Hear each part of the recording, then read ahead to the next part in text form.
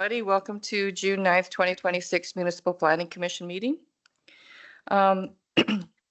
Please note that Municipal Planning Commission will be conducting this meeting in a hybrid manner with participation available both in person and by video or telephone conference in accordance to the Section 199 of the Municipal Government Act. Members of the public are welcome to attend the meeting in person in council chambers. Those wishing to attend virtually may join the meeting via Microsoft Teams using the following link. June 9th, 2026, Wheatland County MPC. Alternatively, participants may join this by telephone by dialing 437-703-5213, entering the phone ID 707-946-318 when prompted. The Municipal Planning Commission is conducting this meeting in person and via conference call in accordance to the Government Act 199. Council chambers is open to the public. However, MPC is not conducting a public hearing. The public may speak only if permitted by the Commission. Additionally, disruptive attendees may be removed at the chair's discretion in accordance with the Municipal Government Act, Section 198. And thank you for your cooperation. So we have a fairly full agenda today. Is anyone willing to approve the agenda? Approved. Thank you. Member Clayton. We actually have two councillors on the phone that aren't here. So we'll do a roll call and I'll start with Member Laprise. I'm present. Burrell's here. Donna Bigger here. Scott Klassen here. Keith Clayton here. Glenn Kester here. Rick Larson here. Thank you. Now we've approved the agenda. Oh, yes. Motion on the floor. I'll call the question for adoption of the agenda. All in favor? In favor. In favor. In favor. In favor? In favor. In favor. I'm in favor. So what we'll do is we'll start with Member Laprise, go around the people that are here and then ask for Member Klassen and Member Larson to present their votes. Thank you. So adoption of the minutes. Anyone would like to do that? I'll move the agenda, the minutes as presented. Thank you. I'll call the question. I'm in favor. In favor. In favor? I'm in favor. In favor. In favor. In favor. Thank you. And we'll start with our development permit applications. First one is DP 2023-034. Thank you. Good morning, everyone. I'm Suzanne Hayes, Development Officer. I have 6 applications to present today. The first application begins on page 11 of the agenda package, and it is for an extension for DP 2023-034 Automotive and Equipment Services. The location plan is on page 18. It is located within the Origin Business Park, immediately southwest of the intersection of Durham Drive and Spelt Street. A site plan and aerial photos are on pages 19 through 21. This item considers an 18-month time extension for this development permit. The land use bylaw stipulates that if a development is not completed within 24 months, the permit approval expires. For this application, the development should have been completed by June 4th, 2026, and the applicant is requesting an additional 18 months to complete the development, amending the completion deadline to December 9th, 2027. So building 1 has been constructed and it is a car campus. It is on the north side. It includes a showroom, a dealership, and a maintenance area. All building and safety code permits have been closed, compliant for this building. So the extension is required so they can construct building 2 on the south side, and it is where the automobiles will be stored and rotated into the showroom. There has not been a building permit issued for this building yet, and no work has commenced. All of the conditions that have been met from the original DP that were required prior to building permit issuance, including approach approvals, landscaping securities, and offsite levies, have been paid.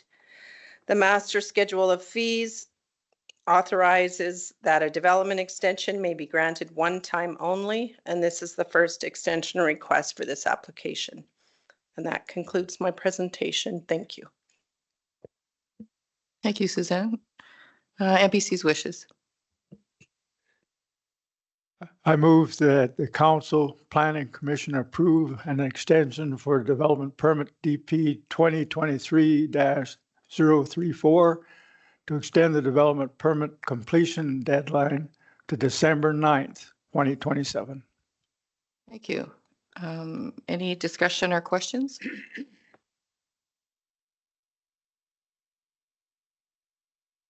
Hearing none, I'll call the question. I'm in favor. In favor. In favor? I'm in favor. In favor? In favor. In favor. Okay, that is passed. We'll move on to DP 2026-027. Thank you. This application begins on page 22 of the agenda package. Yeah, you bet. Make that 10. And Yeah, it we need is for, Can we have everybody mute their phones, please, that are on phone? Thank you. it is for an on-farm slaughter operation, which is defined as an abattoir under the land use bylaw. The location plan is on page, see here, the location plan is on page 30 of the agenda package. It is located approximately 4.8 kilometers southwest of Strathmore on the northwest corner of Township Road 240 and Range Road 260. Site plan and aerial photos are on pages 31 through 34. So we can look at the aerial photo on page 33 to have a visual of the site. So it's a renewal of a development permit originally issued in 2025 for a one-year term, which expired on April 15th. The original approval allowed for the sale of sheep, goats, and poultry, animals to be slaughtered on site in a dedicated outdoor area, and customers to either transport animals off site for processing or process them on site in a 23 by 20 building. Use of a dedicated septic tank was approved for cleaning the instruments for the cleaning waste, and a weekly pickup of non-edible animal waste by an authorized waste processor was approved. So the application holds a license from Alberta Agriculture and Irrigation, and during the circulation, they provided some clarification on the use of the processing building and the animal species that are authorized under their license. So the applicant is now proposing several revisions that reduce the intensity of the use. So now there will be no animal processing offered. Customers will select and purchase live animals and sheep, and the animals may be slaughtered on site under supervision. Customers may handle their animal after slaughter depending on preference and regulatory requirements. Non-edible remains such as bones, organs, hides, and fluids will be removed promptly and placed in leak-proof containers, stored in a secure designated area for a short time, and then transported for disposal to the Calgary Shepherd landfill. The anticipated activity level is approximately 3 to 5 customers per week on average, with up to 5 to 15 customers during peak holiday periods. The slaughter area is located between existing buildings and is screened from public view by outbuildings and mature trees. The site is on an agricultural parcel that includes a residence, multiple buildings, and livestock pens. Surrounding land uses are agricultural properties, residential, and an existing boarding kennel to the east across the Range Road. And the site access is from Township Road 240 along the south side of the property, which is paved, and there is a secondary access from Range Road 260. As you can see, it's very faint on this aerial photo. So there were concerns raised regarding weed control, specifically foxtail barley. And the previous review by the county's ag fieldman confirmed that foxtail barley is an unregulated bunch grass under the Weed Control Act. It is common on many properties and not directly related to the abattoir application. The recommended management approach is regular mowing before seeding. The applicant continues to manage the issue through ongoing mowing and general property maintenance. Excuse me. Staff conducted a site inspection on April 21st, and we can see some photos here, pages 36 through 41. I'll show some of these photos.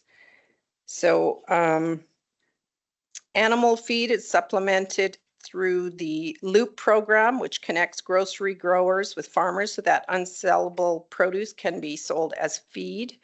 And you can see some photos of that on page 40. Because of this feeding method, there are areas on the property where fruits and vegetables are left on the ground or in boxes for the animals to consume. The applicant has installed a dedicated septic system, which includes a pump out tank to contain the fluids generated from cleaning and sanitizing instruments within that building. The site is located on the west side of Range Road 260 and is primarily accessed from paved road 240. A TIA letter was submitted in the original application. There were no traffic mitigations identified as necessary. The Transportation Department did not identify concerns, however, recommended that that secondary approach be inspected. So that's been added as a condition. So the proposal aligns with the MDP and the LUB requirements. The applicants do reside on the parcel. This is a renewal application with reduced operational scope compared to the previous approval. The most significant change is that indoor animal processing is no longer proposed, reducing the overall intensity. Site conditions have shown improvement and operational details have been provided for waste handling, screening, and disposal. It was circulated, as I mentioned, to Alberta Agriculture, and they did tell us that the applicant was licensed for slaughter only and would have to notify Alberta Agriculture if he wants to upgrade to processing in the building. He did mention that this would be too onerous, all of the requirements that he would need to meet for the size of the facility, so he doesn't want to go that route. And also that he is only approved for sheep and lamb slaughter, so he hadn't been slaughtering poultry. However, he did think he was authorized for poultry, which he's not. Fire Services did say that a fire inspection will be required for that accessory building. And Protective Services said that the site was clean and free of obvious contraventions. No concerns from Protective Services. And the Transportation Department did mention the approach. So staff's recommendation on pages 24 and 25 is that MPC approve the application with the 7 conditions noted and with the 3 standard response options. Please let me know if you have questions. Thank you, Suzanne. Member Clayton? This property is just north of my location where I live, but a couple of miles. It has had some difficulties in the last year. My next door neighbor has complained about it a bit, and we've had it inspected. I think this application today is a reduction of what they were doing before. So that part of it is good. But there has been times in the past when they've had almost total blockage of the road with people parking on it because getting off the road in their yard, they don't have sometimes sufficient places for people to park that are coming to do their job. So I would suggest, they do have land there, that if they use a secondary road to the north of 260, that they could have parking extra there. I look at the picture on page 37 of their slaughter area, and anytime I've slaughtered animals on the farm, there's definitely an area where the blood goes. And I don't see any way in this picture how they're capturing that kind of effluent and containing it in any particular type of container. I'm not against approving the development permit, but I do not see this type of, I think there has to be some more improvements listed. Thank you. Anybody else?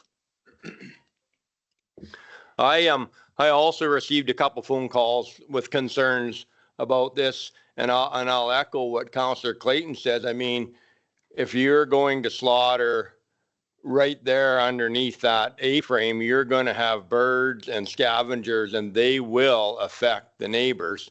You know, that's literally, and if you're doing many, and I mean, I know they're saying that they're going to cut back, but that, you know, the person that phoned me, you know, they said, like, you can look on a Thursday and there'll be literally hundreds of sheep there, and by Sunday there's none left. You know, and that's what the guy reported to me. I didn't go and check it myself, but that's what I'm hearing. So I worry that, like, why would you scale back unless generally you think you're probably making money? So why would you make it smaller? And I think they're actually, they were asking for more water, are they? Thank you. I just want to clarify a few things. So in this photo, their container for containing the fluids is not in the picture, but they do use one. They don't let it run into the ground.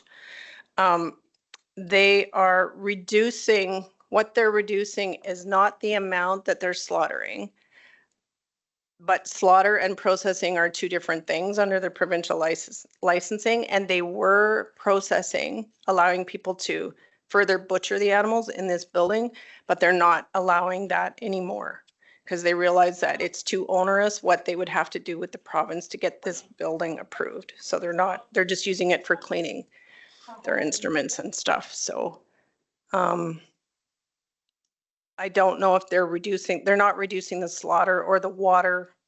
The water is just used for cleaning the instruments, basically. Anybody else? I got a couple concerns. I've got Member LaPrice, and then you, then Mr. Member Kester. My God. I had a question too about the number of trips that they're talking about. On one part of the report, it talks about anticipated 3 to 5 customers per week with potential for 5 to 15 during peak holiday periods. So 5 to 15 customers would be like 30 trips a week. But then later on, it talks about 2 daily trips with 4 during holidays. Like there's a little discrepancies. Can you clarify that? I believe the correct numbers are 5 to 15 and 3 to 5 as the first part. My apologies for the discrepancy. So you could have 30 trips per week during the Yes. holiday peak periods or whatever. Yes. And then I also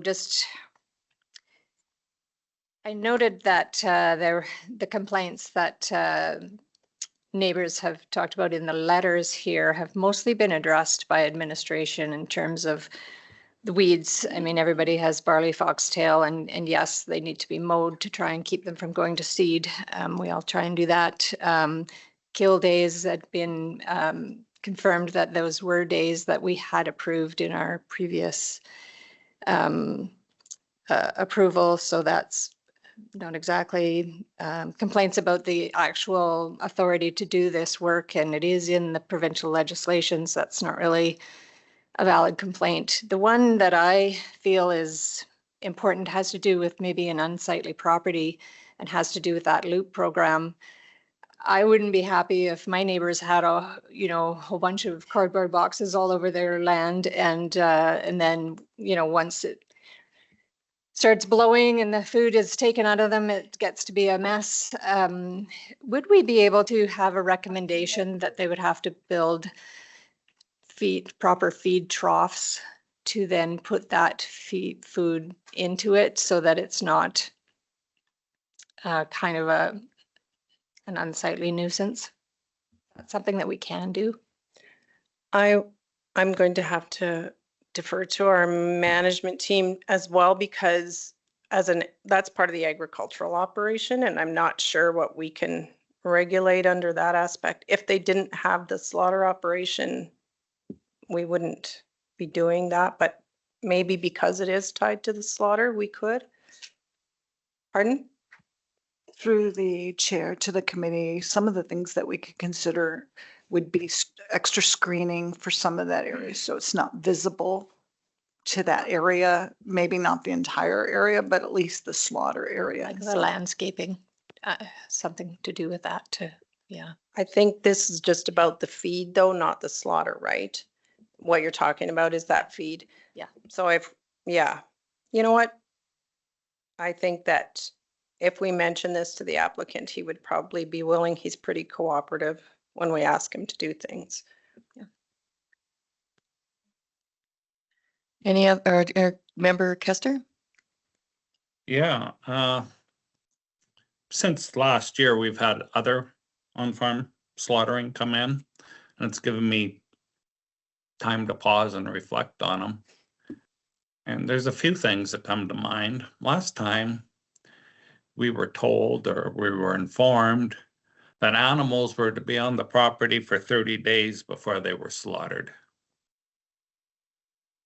And not possible with the amount that I'm hearing, 100 sheep in a weekend and 24 acres. And in the past, when council started with these smaller parcels, we're inundated with, I guess, no grass left on the property. The animals had eaten it all. The animals needing care. I'm not saying this particular site, I'm just history. So council come up with a formula that you're only allowed so many animal units per acre of your land. And then in time for,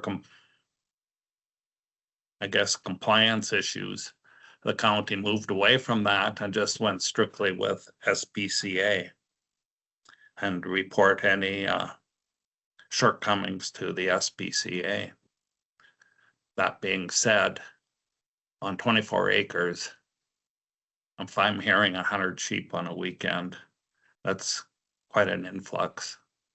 And if they were to stay there for 30 days, that's not what this parcel was subdivided for. So I'm having a hard time approving this. And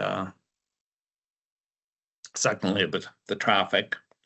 And we got a letter of complaint from the ratepayers, and I hear there's foxtail barley there. And yeah, it's not a restricted weed, and it is common in the county, but most landowners, especially the older farmers, they try and control it. You can spray it somewhat, but most prominent one is mowing. And you got to keep it mowed so it doesn't head out. Foxtail barley is a biannual, so it takes at least 2 years of strict monitoring to even start to control it. And you can seed it to other grasses. We have numerous spots in the county that is saline and sour ground that have been seeded to different rhizomes and different grasses, and they take over the barley. And it is a good thing to do. So for these things, I can't really support this application. It's the 30-day thing. I don't know what happened to that. But to be a on-farm slaughtering, and you look at it and the very core of it, it doesn't match for me. The land base isn't there. And what is the farming operation of this land? How do they make a living? Is it farming or is it slaughtering? So if the main use is slaughtering, then we got it backwards. Okay, thank you. Thank you. Good discussion. Anybody else? Through the chair, I can speak to Oh, sure. a little bit of that. Sorry about So the property is zoned agricultural general. When we did have the animal unit limits, it wasn't on the ag parcels. It was only on country residential. And also, the 30 days that you have to keep the animals before slaughter is a provincial regulation. It's not something that we can regulate. And there's no way to know how long these animals are on site for us. So we don't regulate that part of it. Thank you. That's everything. Thank you. Member Clayton? Yeah, to be fair, the applicant has made a significant change from what they were doing. And if we approve this development, can we do it for a year again instead of having a blanket approval? And so that we can see how they comply with what their proposal is and how it's working for the neighbors. Because it is a significant change, and they seem to be willing to have good discussion. So not to stop it from happening, but to regulate so that we have a chance to see if it works. Thank you. Is that for the staff, is that doable? Is this for 1 year or is this for? We, MPC can set the time frame, whatever they choose. Thank you. Oh, and Councillor or Member LaPrise? I agree with Councillor Kester that this piece of land isn't large enough to support the number of animals that they're kind of processing or whatever. But that's one of the complaints I have with the Loop program is that people can have animals on their property without having the amount of grass to feed them because of this service. I get that it's, helps take unusable groceries out of landfills and puts it to, use. But it just means that people are able to feed animals when they otherwise would not be able to with the amount of grass they have. And it means that they don't have to buy like proper feed for them. So I'm discouraged with that program, but that's not for us to decide how a person feeds their animals. It's outside of our control. But I think we could do the 1 year and have some landscaping requirements or somehow to make the property look less like a dump.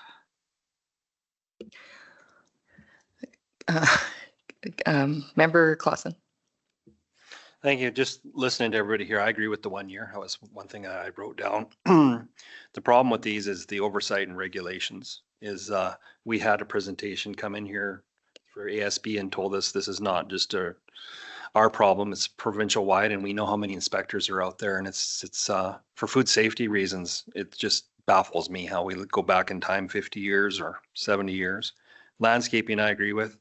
The one thing on 11B was waste will be placed in a leak-proof container and stored. Prior to this, I think the last time we were saying that they had to get it disposed of through, I can't remember the name of the companies, but the ones that take carcasses away and things like that, the awful part.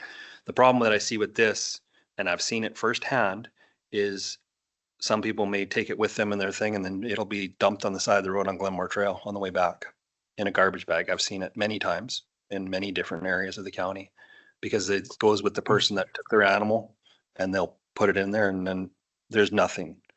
And that's where I see there's things that have changed for the better. There's things that have changed for the worse.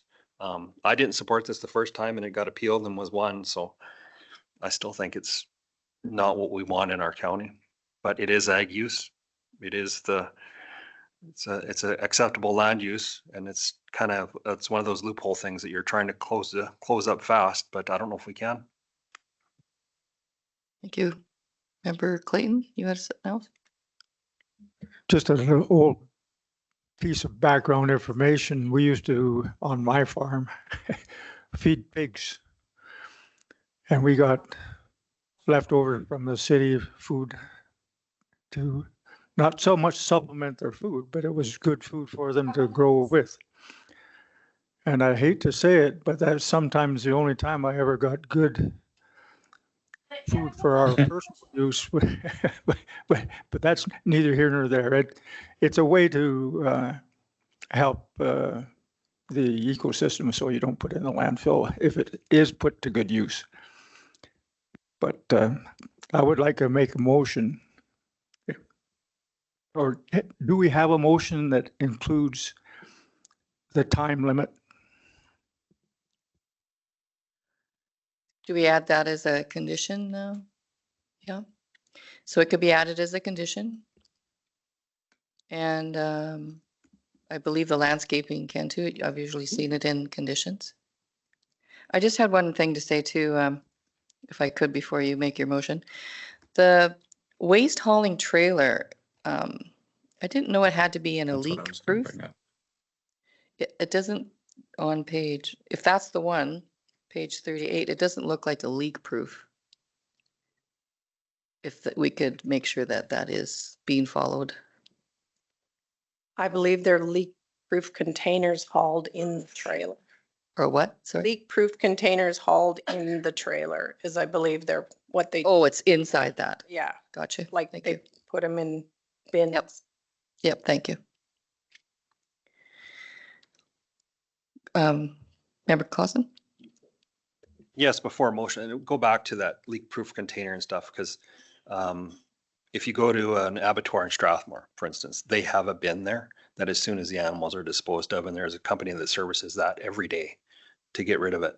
And I think any other service that is an abattoir of some site has that. And that's what I liked in the original, when the original development permit had this, it asked for that service to put the onus on the landowner to kind of look after it in a leak-proof container and all that kind of stuff is bending the rules a long way. And I get it. They're trying to save money, but everybody else has to do it. And I don't know if we can still force them back into that, but it's otherwise someone could grab it and take it and it could end up in our transfer site, could end up in Drumheller because it's in a bag. Once it's in a bag, it can go into our bin. And in our transfer site operators, if they were here, would say if it's in a bag, it goes in the bin. So it kind of defeats the purpose. And there's a whole industry based on dealing with the offal. That's what it's called in Southern Alberta, and it's in Calgary, and it's a rendering plant, and that's what they do. Go ahead. Go ahead, member. Yeah, that company's called West Coast Reductions, I believe. And there is some other benefits to that, is that when you have a regularly scheduled pickup, then maybe some of your kill days are more, you don't have as many, oh, it's an emergency, oh, we just got some extra sheep that we need to harvest, so we're gonna pop in here and do it. If you got West Coast Reductions doing it, that is one more check and balance in the system. Oh, go ahead. So can we add a condition to go back to that, or was there a reason that was taken out of here other than economics? The applicant said that they didn't have enough waste on an ongoing basis to have them come, and so it wasn't worth it. That sounds like a them problem. Sorry, honestly, it's not our problem.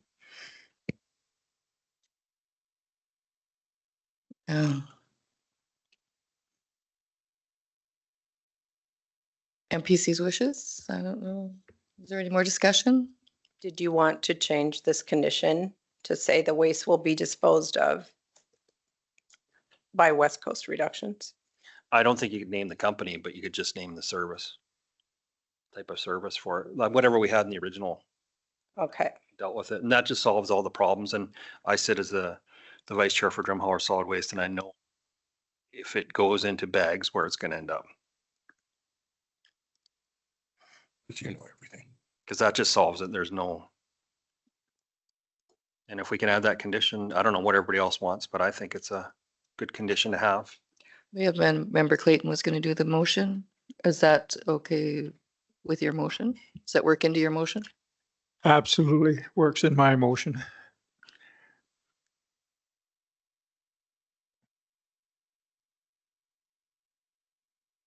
You got to get it so I can read it. oh, sorry. And did you want to add that about the landscaping? We haven't added that in yet.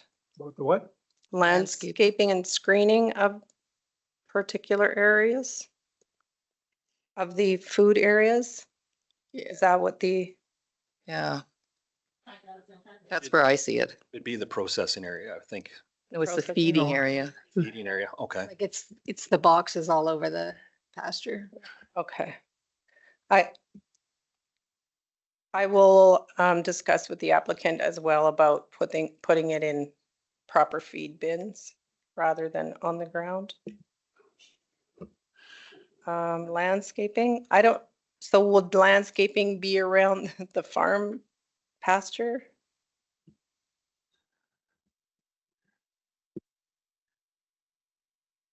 I would say it'd be along maybe the road. Uh, But I've been by there a number of times and in my opinion, it's not a large issue from what I've seen from the road.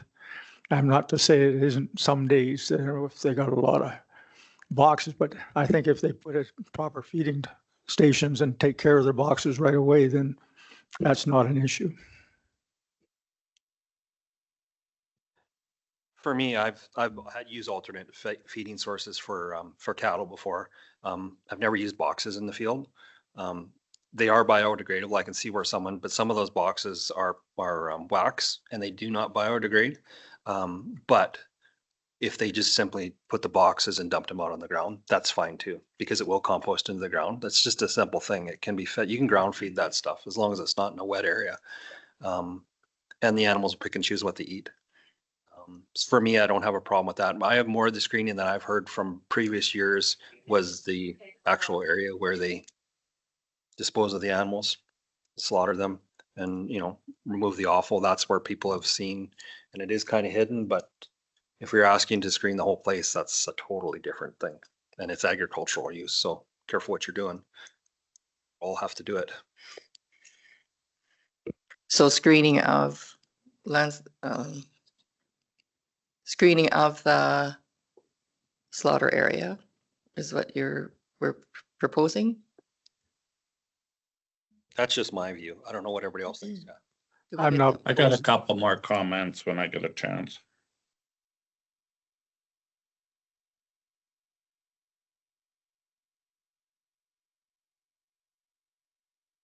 Go ahead, member Kester. Yeah, there was a comment before about screening and proper feed bunks and this is an agricultural endeavor and really county doesn't get involved in agricultural endeavors. But as I mentioned before, is this an agricultural endeavor? This is, to me, a slaughtering operation. It's not agriculture. There's a line here. So if you can visualize that this is I don't know what the proper word, it's a different endeavor. It's slaughtering. It's like a store, but it's in between the store and the processing. I think we have every right to ask for screening. We have every right to ask for proper feed bunks. I'm sure the neighbors don't want to have boxes blowing around. I've heard there's garbage there. Just to dump it out on the ground and have it trapped in the muck, that's not a proper way either. I'm looking at the welfare of the animals. They have a right to clean food, right? But they have to care for them. So to me, and what I've done all my life, tried to care for livestock, I just never dump it on the ground. So you got to get past that notion, at least in my way of thinking, this isn't an agricultural pursuit. The land base isn't there, and it's just slaughtering. They don't even look after the animals. They go, they buy them, and they bring them there, and then they're gone on the weekend. Okay, I guess mine is a different way of what's the philosophy here? What are you actually approving?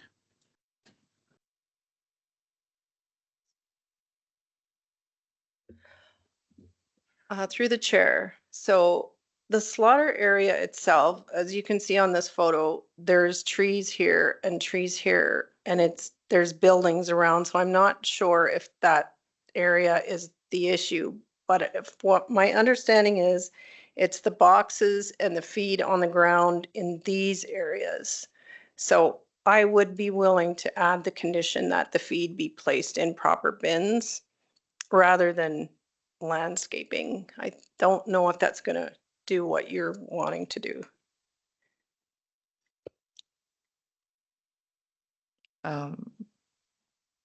Member LaPrice, yeah. That's a start. Yeah, Especially if it's a year, we'll see if the complaints. exactly. Yeah, I I raised that as one of the complaints that I read in the letter that wasn't addressed in any other way. The other thing I point out, I guess, is we do have an unsightly nuisance bylaw that people can certainly call in complaints at any time. Our peace officers would go out and have a look at the property and decide whether it constitutes an unsightly property, and they would be asked to clean it up. But, you've indicated that the applicant has been cooperative with various requests, and if they were willing to handle that food somehow differently so it doesn't look like a mess on their property, I think that would likely resolve that one complaint that I read. Okay, so we're going to put in about the bins. Member Clausen? I can't read that. I'm just waiting for him to change it, add the conditions. Please help me with the wording feed troughs, okay. Suitable feed troughs. If I may, Member Kester brought up a point about the philosophy and what it is there, but the problem is here we have a provincial regulator that is issuing permits, and we're chasing it after the fact. Yeah. That's been a few things I think we had that discussion here with the regulator that they should let us know before they approve these. And so we get some input, and we're chasing them after they've been in operation for a while, because the landowner gets the permit and goes, oh, great, I can do this. And then the local authority goes, uh-oh. The neighbors start complaining, we get involved. And then here we are, second time. First time it came through, we turned it down. They went on an appeal. And now they're back after a year. And it's because it's agricultural, like Member Kester said, we're kind of hands off on things. So that comes with its own problems as well. It is an agricultural piece of land. So if it was an acreage or country residential, might have some different powers to work with, but with this, I don't see it. That's just me. I have another comment. Go ahead. There was a comment about it's a provincial regulation that the land animals have to be on the property for 30 days. It's not up to the county to police that. And we know that provincial regulators are strapped and they can't make it everywhere at the same time. But I think we are aiding if we okay a thing when we know they're slaughtering this many animals. Good day, sir. Oh, Excuse me, sorry, can someone that's online please mute their phone? Thank you. Go ahead, Member Kester.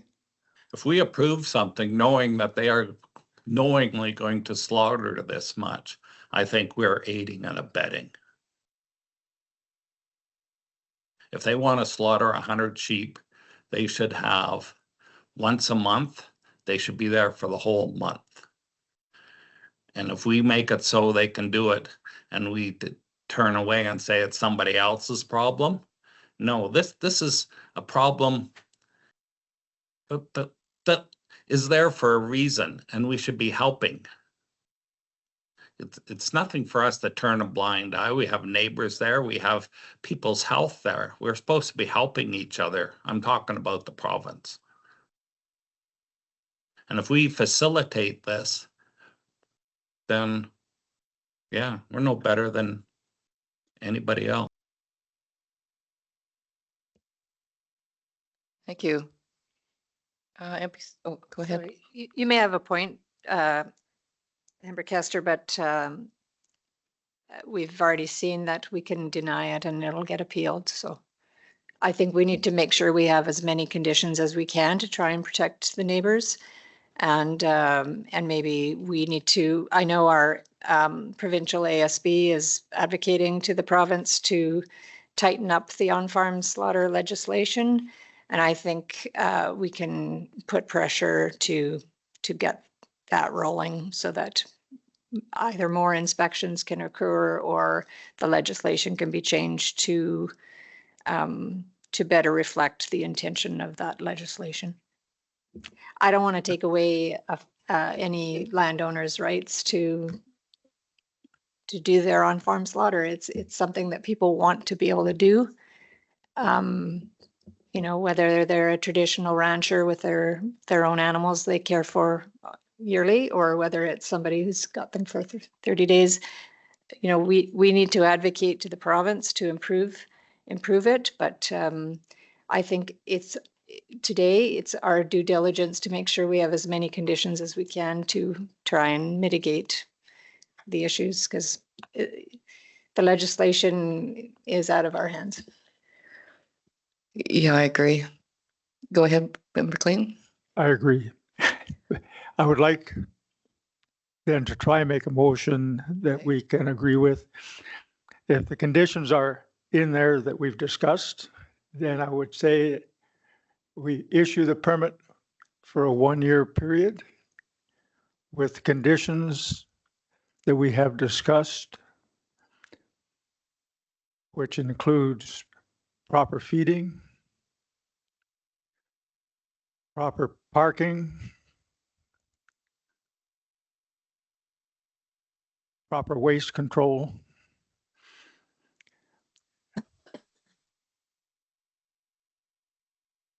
as listed in item 10. Was it 10? Yeah. I can't read it, so I apologize.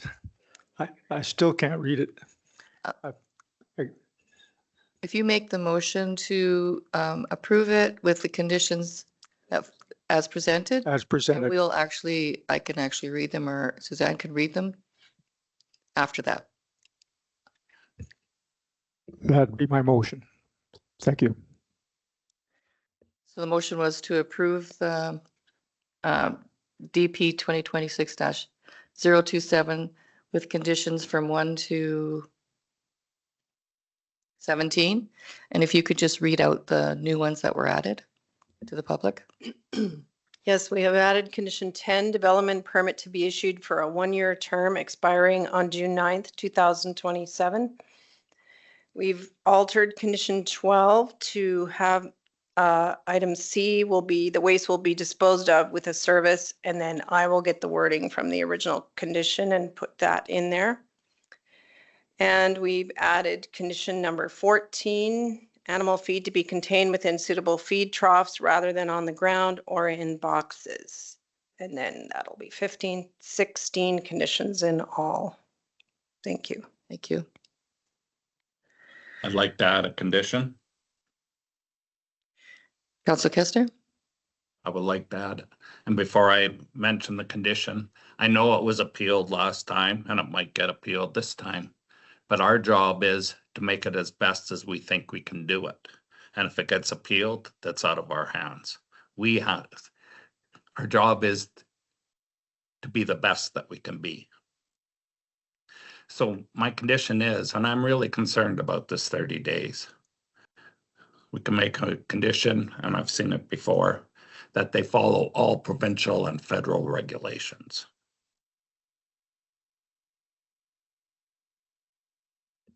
We can add that. That is currently a note that we put on the bottom of every permit. Yeah. We do include that as a note. Yeah, 'Cause we could make it cannot an actual condition. Okay. Then if the neighbors want to say something, or if they see something, they can actually see that and they can actually say, hey, they're not following this condition. Thank you. Go ahead. Through the chair to the commission, we have that as a note and not as a condition, because typically the conditions in our DP are things that we can do to enforce it.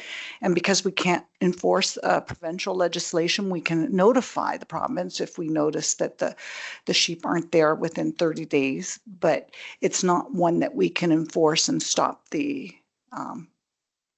thing. It's just a note we make, and then we notify the province of a violation. Yes. That's okay by me. So It's Well- the province's job to enforce it, but we can certainly notify them. So it's in as a note then, Member Kester.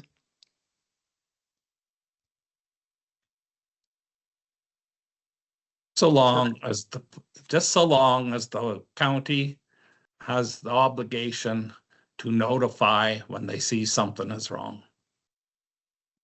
And that should be a given for anything. So we're just going to read the note out here pretty soon here.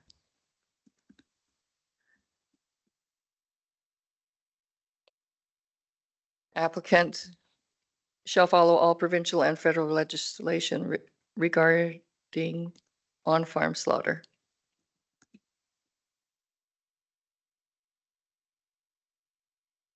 Oops.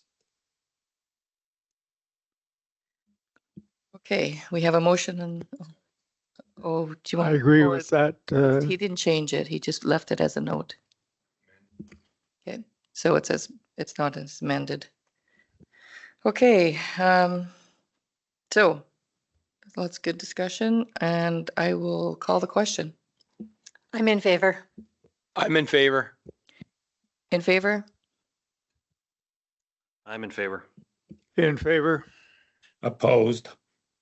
Opposed. Okay, that is passed. Okay, on to DP 2026-056.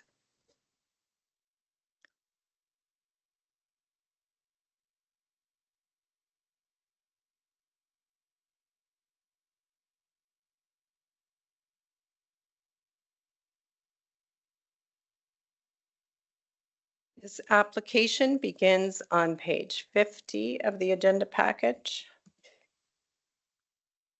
And it is for an accessory dwelling, the construction of a second residence. The location plan is on page 55. It is approximately 1 kilometer west of the town of Strathmore, 0.4 kilometers north of Highway 1 on the east side of Range Road 255. The site plan and aerial photos are on pages 55 through 57. The application proposes the construction of a new 3,133 square foot dwelling as the second residence on the parcel. An addition to the primary dwelling was recently approved, which will increase the size of that residence to 4,193 square feet. Both dwellings are proposed to share the existing approach and water well. A new septic system will be installed to service the second residence. Here's a site plan and aerial photo, or some aerial photos here. The subject lands are zoned agricultural general. The surrounding area has a mix of country residential, agricultural, and industrial parcels. We circulated to Alberta Transportation, who issued a roadside development permit. We circulated to the town of Strathmore, as this is within the IDP area. They did not identify any concerns and did not require us to circulate within the town. The WID didn't have any concerns, and there were no concerns from staff or adjacent neighbors. Pages 58 and 59, we can see some illustrations of the proposed accessory dwelling and the primary residence with the addition. So the application does align with the county's broader planning framework. It is considered to be compatible with surrounding area, and there were no concerns raised with the peer review or neighbor circulation. So administration is recommending approval of the application with the 7 conditions noted on page 51.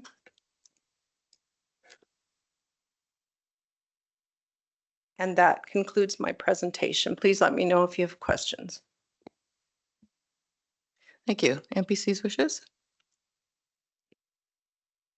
I move that the Municipal Planning Commission approve DP 2026-056 for a dwelling accessory subject to the following conditions listed 1 through 7. Thank you. Any discussion or questions?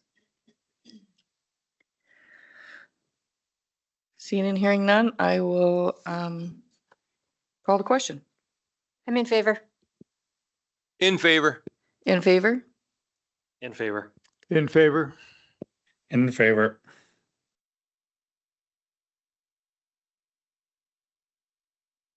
In favor. That is passed.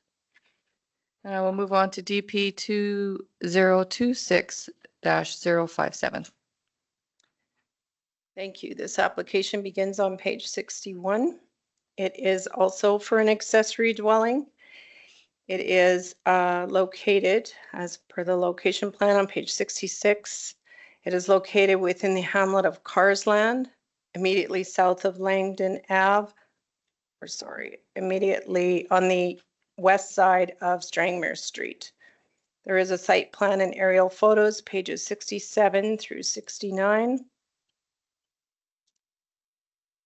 The application proposes to construct a new 930 square foot dwelling as a second residence on the parcel. The primary dwelling is 1,678 square feet. It meets the applicable size and setback requirements of the district. Servicing is available through municipal water and wastewater. Site access is through the rear laneway, and the surrounding context is primarily residential with agricultural land on the north side. We did circulate to surrounding landowners with no responses. No agencies were circulated. Fire services recommended that it is addressed in a way so you can distinguish one dwelling from another and to avoid delays during an emergency. The GIS specialist did specify what the addressing requirements would be for the signage. Technical services said the lot frontage deposit outlined in the master fee schedule would be applicable if there are construction vehicles entering and exiting the back alley, ensuring there is no damage done to the gravel back alley or even possibly the neighbor's property. If they have heavy equipment destroying the back alley and not reclaiming it, then the county would need to go in and remediate. The same applies to general housekeeping after construction is completed. So condition 7 includes this requirement for a deposit, which is in our master fee schedule that says it's $600 per meter of lot frontage to be refunded upon confirmation that no damage has occurred to the gravel back alley, sidewalks, curb stops, no damage to neighboring properties, and post-construction cleanup has occurred. So due to concerns raised from the applicant citing that the dwelling will be constructed on the rear on an existing concrete slab on the south portion of the lot only, technical services have agreed that in this situation, as this is an accessory dwelling and not a primary, which would have more impacts, the deposit may be based on the south half of the lot only rather than the full length. So rather than 30.48 meters, it could be applied to 15.24 meters for a total deposit of $9,240. So staff have drafted a revised condition with this amendment. And it is here that the applicant to submit a security deposit at a rate of $600 for 15.4 meters, which is equal to half the length of the rear property line. The applicant would like MPC to be aware that they do not agree with the condition and would like it removed altogether, as they're not using heavy equipment and are using an existing concrete pad. There will be no basement development. They were advised that she does have the option to appeal the condition should she choose to. And I will finish my presentation here. So the proposal is consistent with the applicable policy direction within the MDP and the LUB. The residential objectives and policies for an accessory dwelling on a parcel less than 80 acres applies, as this is the option that you can apply for an accessory dwelling if you have less than 80 acres. So the recommendation from administration also considered there were no concerns raised from the internal peer review or neighbor circulation, and have proposed to approve the application with the amended conditions. And that concludes my presentation. Please let me know if you have questions.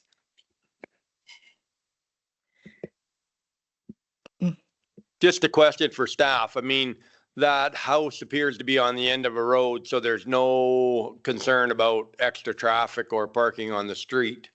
And that's a question. Then a comment would be that I think it's a very slippery slope. I think we've already tried to meet them part way with only going half of the deposit. So I think we should continue with having them pay at least half the deposit. Thank you.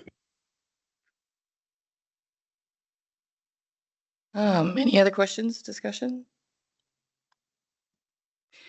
I'm okay with actually waiving that for the fact that there's no curb stops. There's no, it's a back alley. It's wide. They have lots of room there. I know the area. But I don't want to hinder this application. I feel that the cement pad's already there. There won't be any disruption to any of the soil. I know he's a builder and he will just be putting up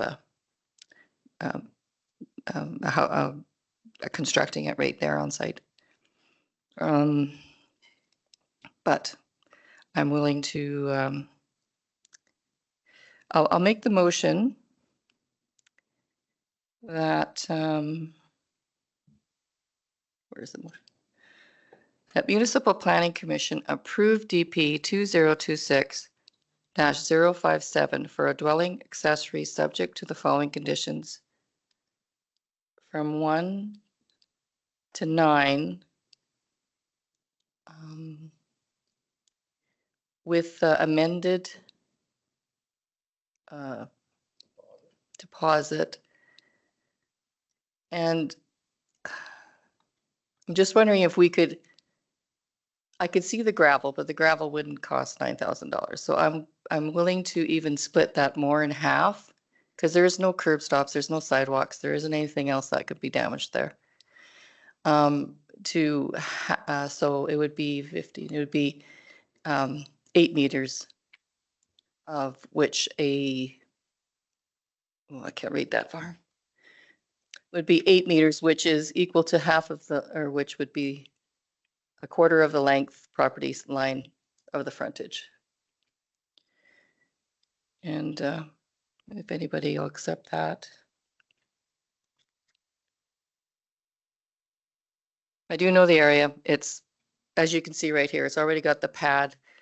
It is a back alley, so there's no curb stops, no sidewalks. The damage to the only damage I could see would be through gravel on the back alley.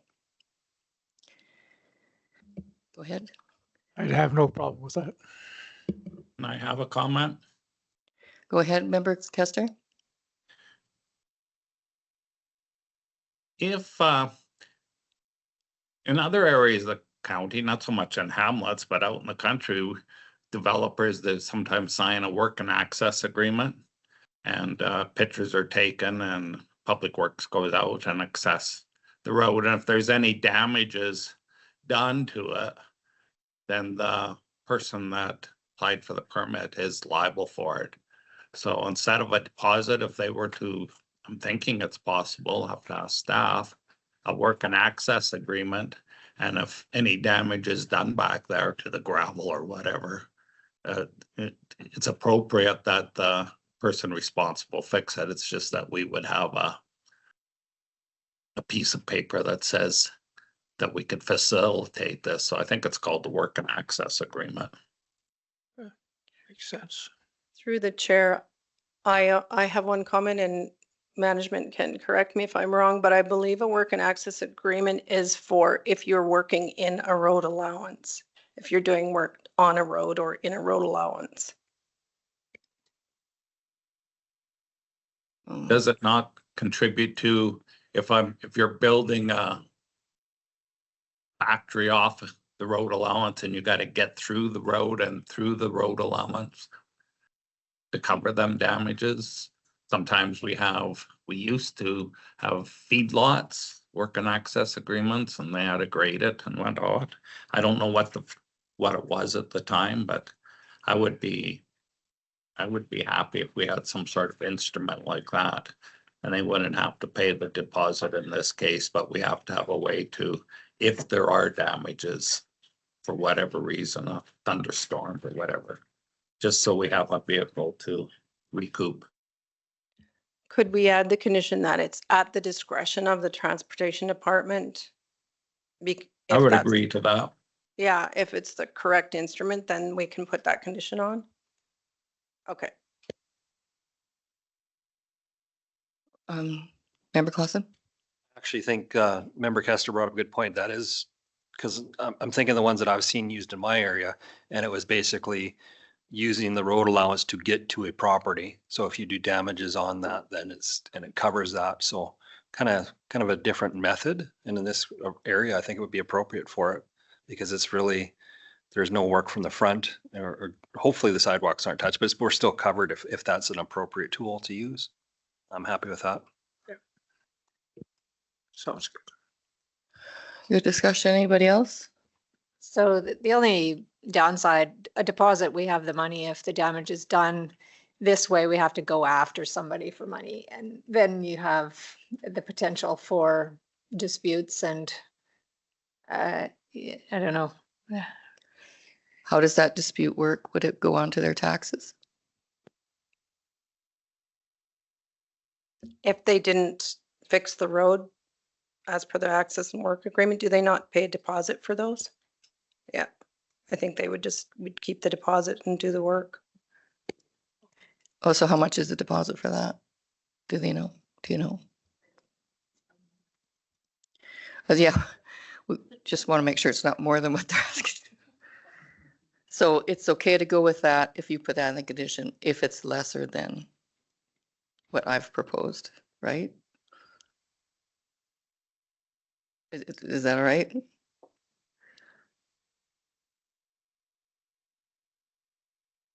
I think it's like some sort of an insurance, and a lot of people pay it as a letter of credit, Oh, okay. I believe. Is that correct? No, that's not correct.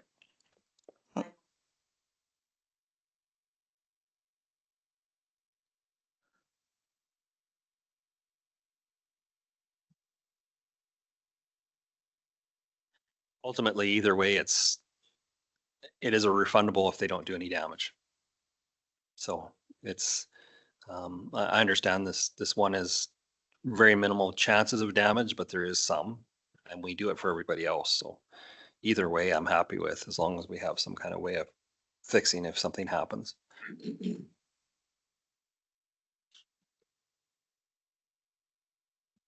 So are the conditions then either they do 7 or they do 8, depending what the transportation department comes back with? I'm okay with that.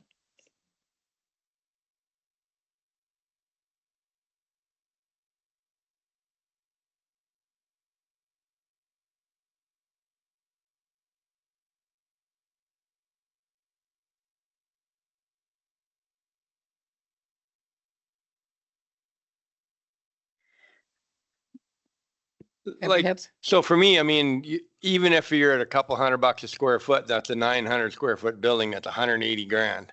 So if they put up 9 or 10 or 15,000 of a refundable deposit, that's probably more fair than just waiving it because they're nice folks. Like, I mean, I don't have anything against them, but I just think that it becomes a slippery slope we go on if we start trying to, trying to, one size for each little guy instead of one size fits all.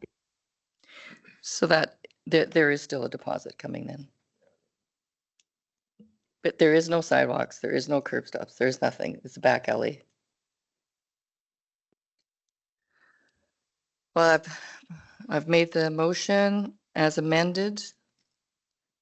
Do we should read the conditions? Certainly. So prior to applying for a building permit, either condition 7 or condition 8 will be applicable pending consultation with the transportation department. Condition 7 would be that the applicant owner to submit a security deposit at a rate of $600 times 8 meters, which is equal to approximately a quarter of the length of the rear property line. Or condition 8, at the discretion of the transportation department, the applicant shall enter into a work and access agreement with Wheatland County to address any damages to county roads. If the deposit is less than the lot frontage deposit, that we can clean up that wording. Okay. That sounds good to me. Is there any more discussion? Just a question on hooking up the water and sewer. So I'm assuming a plumbing inspection would cover that connection point because it'll probably be on private land, but it will tie into our infrastructure. So if it's not done correctly, I'm sure they won't go out to the property line to do it. They'll be on their own land. So Correct. They're going to connect through the main dwelling and just have the one water meter.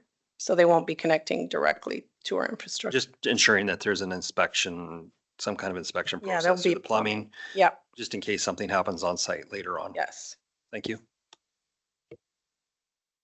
Okay, I'll call, do you have a question? I will call the question. I'm in favor. In favor. In favor? In favor. In favor? In favor. In favor. Okay, does anyone need a break? Yep, we'll just take a quick 5-minute break. Thank you.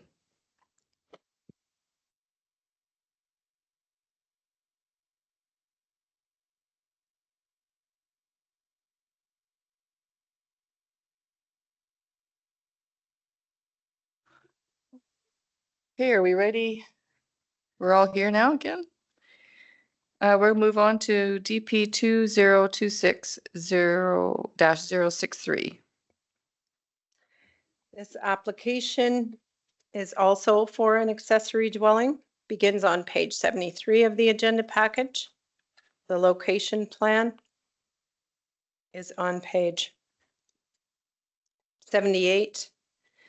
It is located approximately 14 kilometers northwest of Strathmore, 1.6 kilometers south of Highway 564 on the west side of Highway 21. Site plan and aerial photos are on pages 79 through 81. The application proposes a new barn with an upper floor containing a home gym and a residential suite defined as an accessory dwelling. The existing primary dwelling is 11,050 square feet, single detached dwelling. The residential suite will be 900 square feet, occupying approximately half of the second floor of the barn. The existing barn will be demolished and the new barn will be constructed in approximately the same location. Both dwellings will share the existing water well and septic system. Some aerial photos we'll look at. The subject lands are agricultural general, surrounded primarily by agricultural properties, bordered on the west side by a WID canal, and a 30-meter setback is typically required. However, they did issue a variance to allow a reduced setback. Both residents will share the existing highway access from Highway 21. Alberta Transportation issued a roadside development permit. Ember Resources had been circulated because there is a well site just to the south of the property, but they had no concerns. They said the setback is 100 meters, so they were fine. Internally, fire services said the guest suite on the second floor needs to meet building code requirements for living space, and smoke alarms and a CO2 detector should be installed. So these items will be addressed through the building permit process, and we did add an informative note to the bottom of the conditions. So some illustrations and photos are on pages 83 and 84. There's the barn with an upper floor direct access, and there's the primary dwelling. The proposal aligns with the residential objectives and policies of the MDP and the provisions of the land use bylaw and the applicable definitions. It has support from relevant external agencies and no concerns were raised from surrounding landowners. And a note has been added, including the comments from fire. So staff's recommendation is on page 74. And it is to approve the application with the conditions noted and the note regarding fire services comments. Please let me know if you have any questions. Thank you. MPC's wishes? I'll move that Municipal Planning Commission approve DP 2026-063 for a dwelling accessory subject to the following conditions 1 through 7. Thank you. Any discussion or questions? Seeing and hearing none? Oh. go ahead. Just one question for staff. I note on the picture of the barn, they have 2 overhead doors there. And would that mean that there might actually be a vehicle going there? And then I would, with the dwelling above it, I'm sure that our permitting would make that safe, right? Correct. That would be handled through the building permit process with the required separation. Thank you. Any other questions? Discussion? Seeing none, I'll call the question. I'm in favor. In favor. In favor? I'm in favor. In favor? In favor. In favor. And that is passed. We'll move on to DP 2026-073. I'm going to turn it over to Kendra for the next 2, and then I'll be back for the final application. Okay, see you in a bit.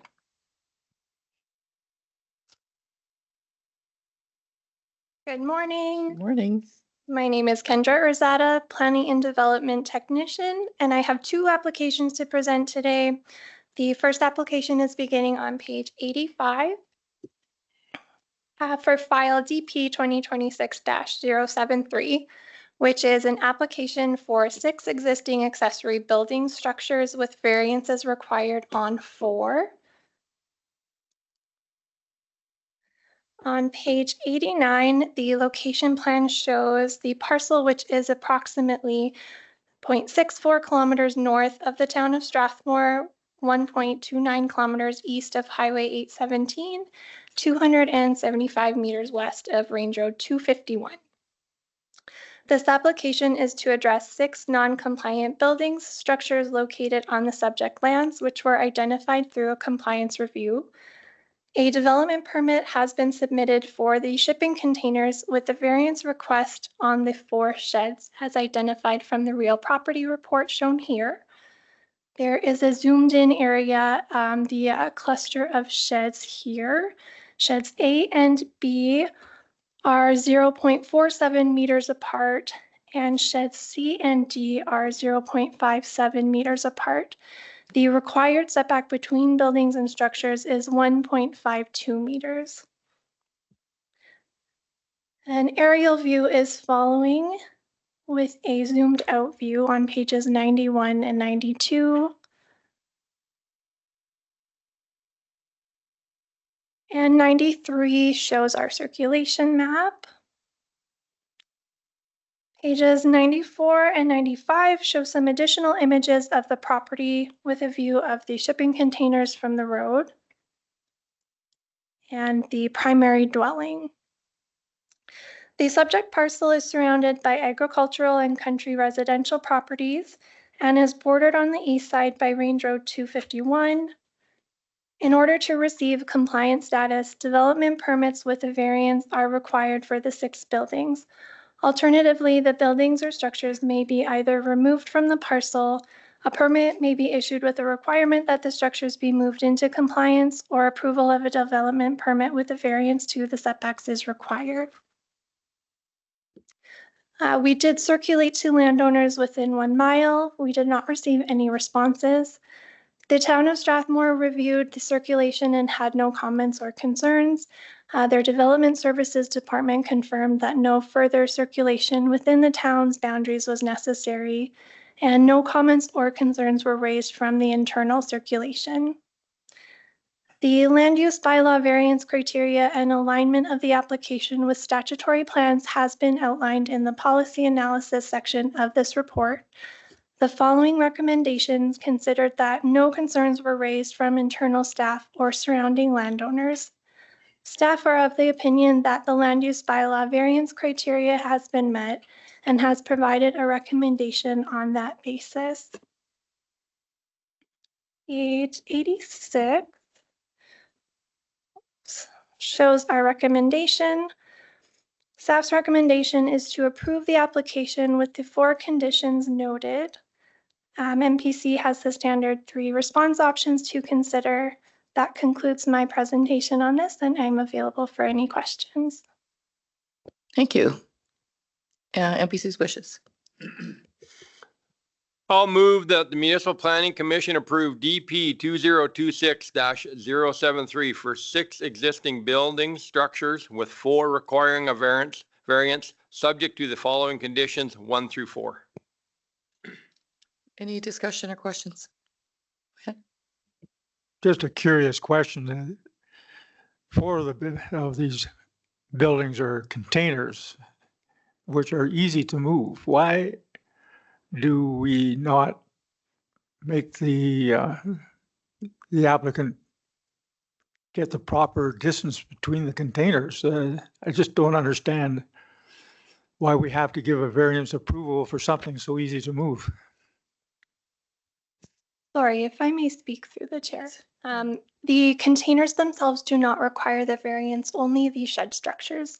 The containers just require a development permit.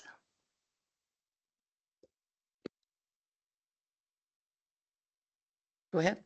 I do know that yard, and he keeps that yard pretty nice, so maybe just not wanting to move the sheds because it would mess up his landscaping. I don't know the answer to that. Member Clausen? Thank you. We can do that. Typically, I think how many times we've made, maybe once or twice we've done that. I've seen ones where we didn't even move an outhouse. So, I mean, it's definitely something we do. I often sit here and think someone could start a shed moving business and do quite well. Because usually it's when they're selling the property and they have to get the compliance to sell it. That's where these come up, and it's always a timeline, and it's probably the easiest thing to come here and ask for forgiveness. That's just my assumption. No, go ahead. I think if no neighbors are concerned about it, there's no issue from our fire services. I think we would just be a nuisance to ask people to move sheds around on their property. I wouldn't support that. Any other discussion? Comments? Hearing Just none? got a comment. Go ahead. What was the basis of our setbacks? Was it just because it looked nice to us at the time, or was there a legal opinion, or was there a fired opinion? Because we do a lot of variances and we usually always grant them. But if we're granting them, maybe our setbacks don't need to be as stringent. I know it started out at 150 feet. It's down to what, 70 feet now? I mean, maybe we should look at it again if we're going to keep varying them. Like, what is our rationale for setbacks? I think if we ask that, then it's a lot easier to give variances, or maybe we restructure what the setbacks are. Through the chair, I don't know what the rationale for setbacks between two sheds, but if it was a shed against a house, I think the rationale is for fire purposes because it can easily spread, and quite often people store gasoline and that sort of thing in their shed. Between two sheds, if it's far away from the house, I'm not sure what the reasoning was for that setback.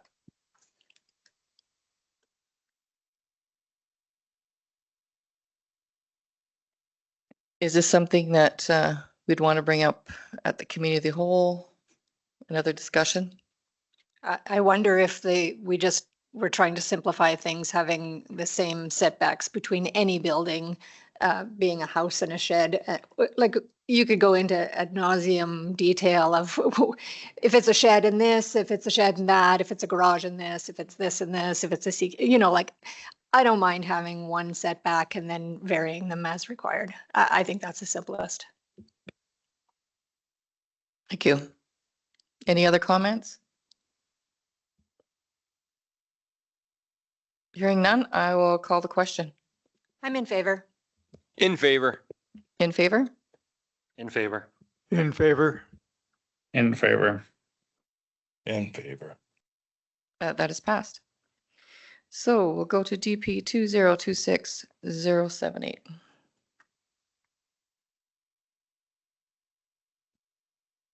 Thank you for file DP 2026-078.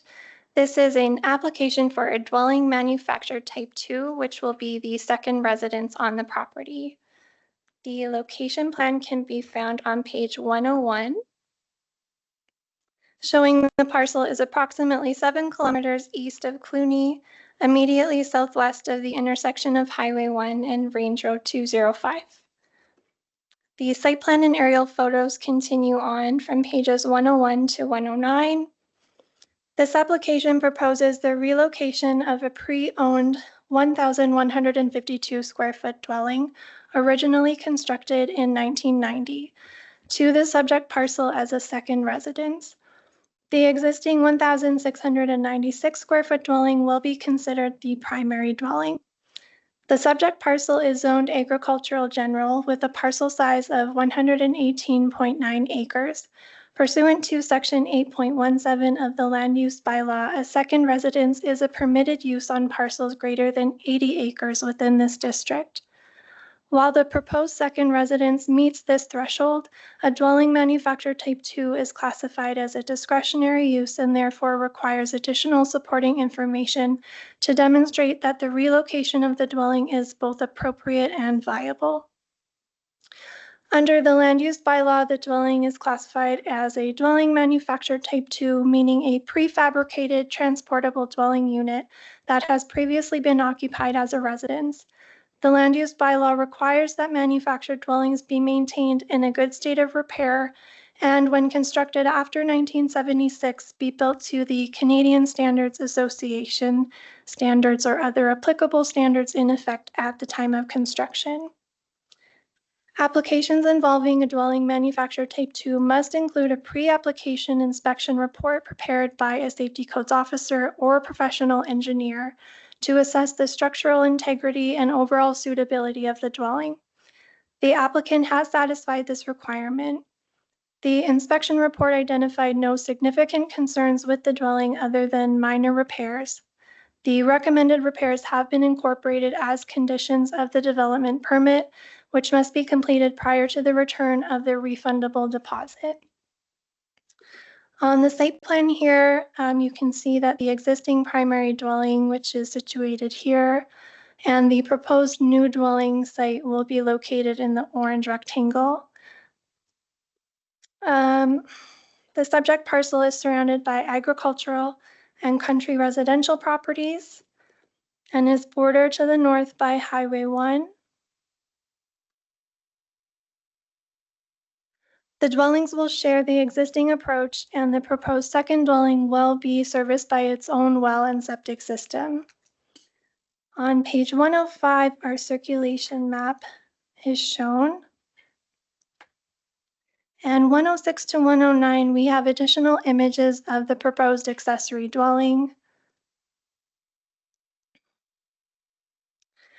The inspection report follows that was completed by the safety codes officer outlining their recommended repairs. This application complies with the setback requirements of the Agricultural General District and meets the land use bylaw criteria outlined in section 8.17 for a second dwelling. The applicant has also provided the required supporting materials, including a pre-application inspection report and photos of the dwelling for consideration. The circulation went out to landowners within 1 mile and we received no comments or responses. It was also circulated to Alberta Transportation, and at the time of the report submission, we had not received a response. However, they have since provided confirmation that they have no concerns with the proposed development. Fire services raised concerns based on the results of the inspection report. These requirements have been added as conditions to be met. The reason for our recommendation is the proposal generally aligns with the South Saskatchewan Regional Plan, Regional Growth Management Strategy, Municipal Development Plan, and the Land Use Bylaw. Staff have provided a recommendation on that basis. And in conclusion, staff's recommendation is to approve the application for a dwelling manufactured type 2 subject to the 8 conditions noted on page 97. MPC has the standard 3 responses to consider, and that concludes my presentation. Please let me know if you have any questions. Thank you. MPC's wishes?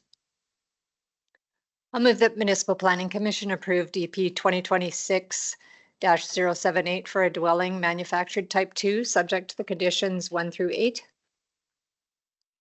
Thank you. Any discussion, questions? I have one just question for administration. Normally we don't see all of this being a condition of the development permit around the building permit side of things. Is that because it is a dwelling manufactured type 2? Is that? That is correct, as that was a requirement to be provided. We included that in our conditions. Great, thank you. Okay, any other discussion? Seeing none, I'll call a question. I'm in favor. In favor. In favor? I'm in favor. In favor? In favor. In favor.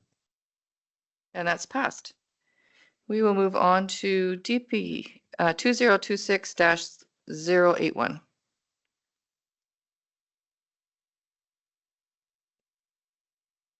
This application begins on page 113 of the agenda package. It is DP 2026-081, a dwelling accessory, and it is going to include construction of both the dwelling accessory and the dwelling primary.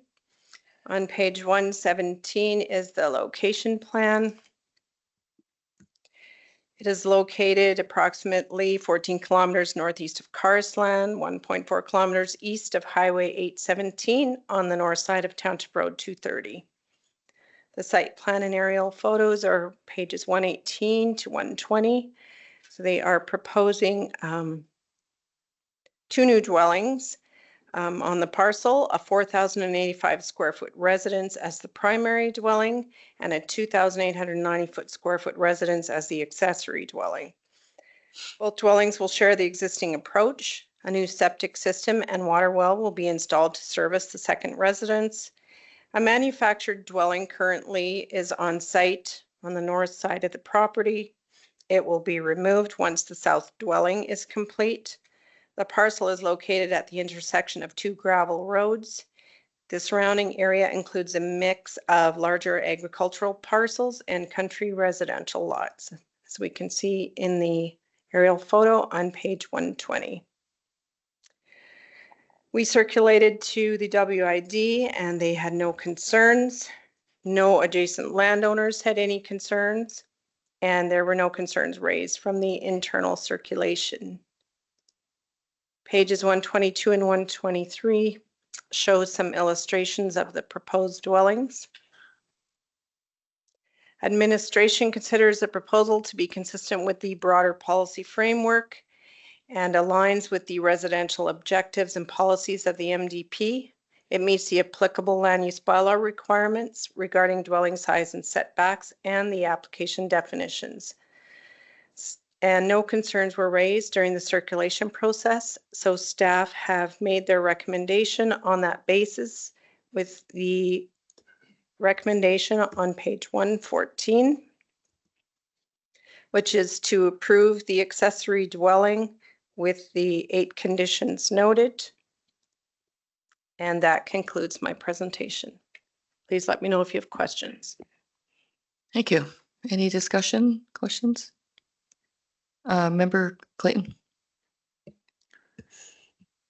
I move that the Municipal Planning Commission approve DP 2026-081 for a dwelling accessory and a dwelling primary, subject to the following conditions 1 through 8. Thank you. Any discussion, questions?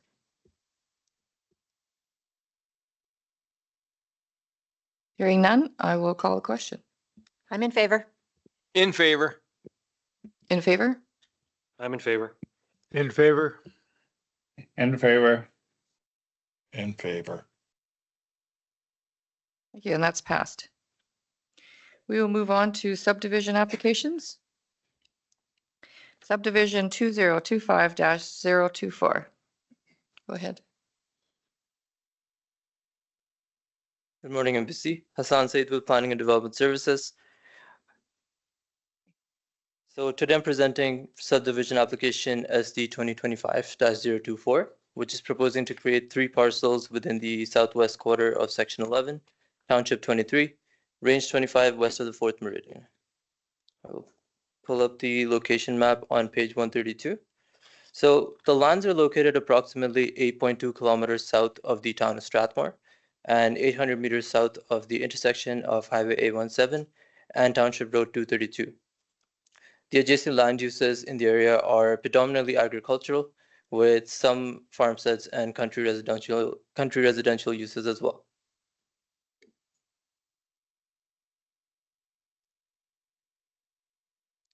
The tentative plan for this application can be found on page 133 of the MPC package.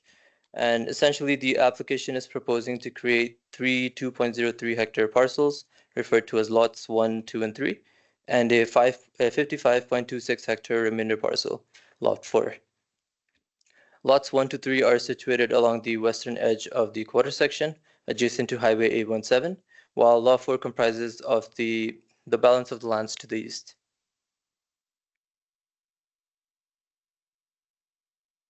As you can see from the air photo on page 134, the subject lands are currently undeveloped. Lots 1 to 3 are intended to accommodate small-scale agricultural and farmstead uses, while lot 4 is intended to remain in general agricultural use.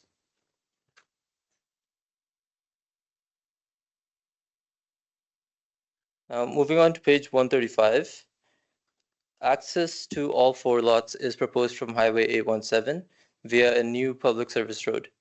The service road was a requirement established by Alberta Transportation, who determined that direct access for each individual lot onto the highway was not an appropriate approach for the subdivision proposal itself. A traffic review memorandum was provided by the applicant, confirming that the proposal will have negligible impact on the surrounding road network. In terms of the service road itself, it will include 4 individual lot approaches, an offset cul-de-sac bulb as well at the south end to accommodate the turnaround for large vehicles, maintenance equipment, and emergency vehicles as well. As a condition of the subdivision approval, the applicant will be required to enter into a development agreement for the construction of the proposed service road, and that would include all the road designs, the required approaches, and the cul-de-sac bulb.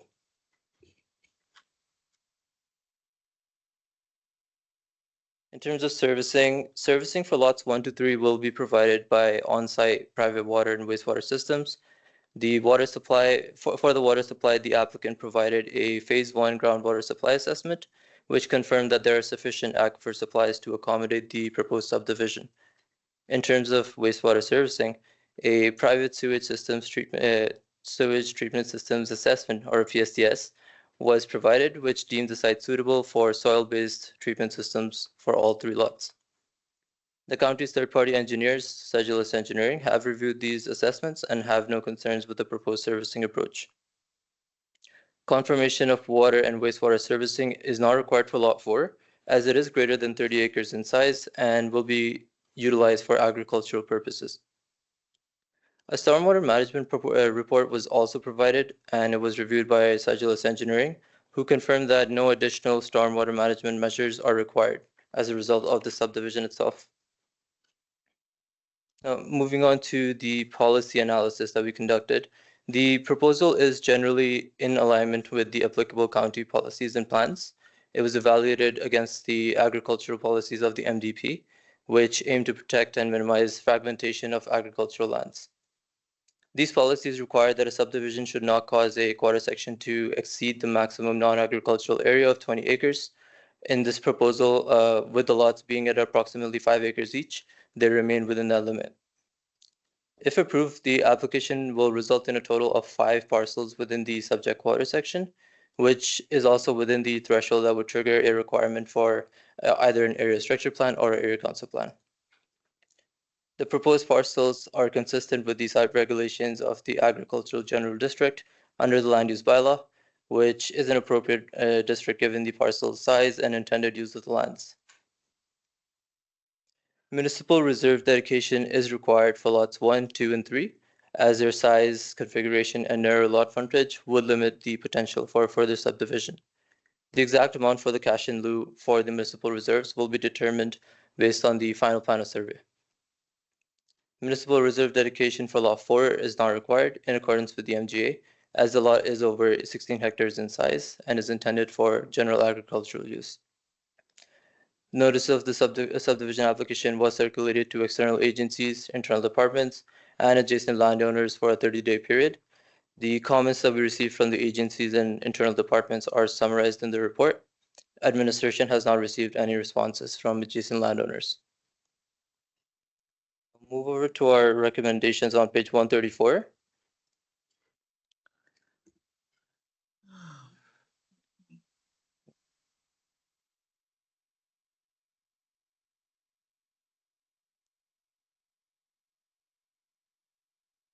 Sorry, page 124. And the administration is recommending that the Municipal Planning Commission approve subdivision application SD 2025-024, subject to the conditions that are noted in the planning report. And that concludes my presentation. Thank you. Thank you. MPC's wishes. Go ahead. Your mic's off, just, Turn it off then. I move that the Municipal Planning Commission approve subdivision application SD 2025-024, subject to the following conditions. 1 through 7 as listed. Thank you. Any discussion? Member Clausen? Thank you. That access road, I'm assuming that we'll be responsible for maintaining it once it's built and signed off on. Is there any way we can make it so it's not the case? I just see it's going to be a royal pain for Public Works to look after that. But I have some questions too. Like, I can't believe that transportation actually approved that, mostly for dust along that main highway. Is there anything that's going to mitigate that? that's a good point. Through the chair, yeah. So that's, if you could just bring up a map of the road there. So that's kind of the balance you have to look at when we consider things like this. So when we look at adding new residential lots, the main thing we want to consider is safety. So in this case, it was along a highway. So if this was us doing this, we would have just required approaches. However, Alberta Transportation didn't want all those approaches there. So that's why they made the requirement for the road. In terms of if it was going to be managed by the applicants, that would typically be done through something like a homeowners association. If it was like a condo, then they could handle it. For only 3 lots, that's not likely that would happen. So this is something in our MDP that, again, the primary thing is safety, making sure access is done properly and that type of thing. We understand, obviously, you'd like to have these these roads be able to be expanded and service things in the future, because yes, we do have to maintain them. But ultimately, that's the balance that we have to look at. These don't come up that often. But when they do, obviously it is something that you have to consider when balancing allowing development to proceed in a safe manner with having that long-term financial obligation that comes with it. Yeah, go ahead. I'm not sure I got the answer that you were looking for on the road for, you said dust or? Dust. So you have dust coming onto 817, like right beside the road now, because it's not going to be paved. Now, the only other thing we can do is possibly ask for it to be MRO'd. I don't know. At the cost of the owner. I don't know. I've had a look at this. Well, it's right in my division, and it's just north of Karen Hill School or community center. But I thought it was, in my head, I thought it was a pretty good idea that somebody asked them to only have one access onto the highway because of all the accesses that are coming there now. It's just south of the intersection where that wine location is. So I thought the idea of limiting the accesses on that road when you're applying for subdivisions was a good idea. But the question I've got also is that it's $6,500 an acre assessed value, and I've already know that we paid more than that at the Karen Hill Schoolhouse for what we're looking for. So why is it that low? Number one, because it should be around 9,000. Anyway, that's one question. But yeah, thank you. So I guess I'm wondering why we don't have them have one access to onto their land, and they get agreements so that it's not our road anymore. Like it would be, there's a big row of trees there that the access go on the other side of the tree and access all the acreages that way. And then there's road access agreements with the landowners. That way it's not our responsibility and it's away from the main highway. I would agree with that.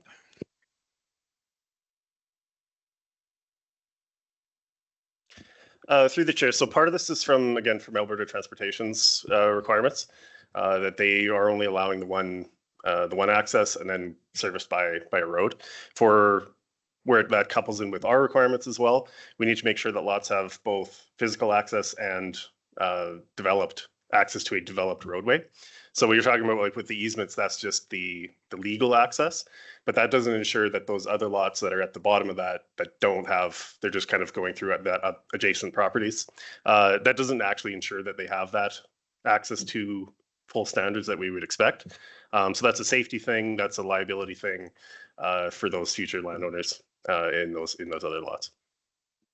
So you're saying that we can't say that access from 817 has to go onto the owner's land and that road has to be built to standards. We can't say that. We can't inquire that or require that. So through the chair, our requirements as per the NDP are, yes, that it has to be accessed by a developed road,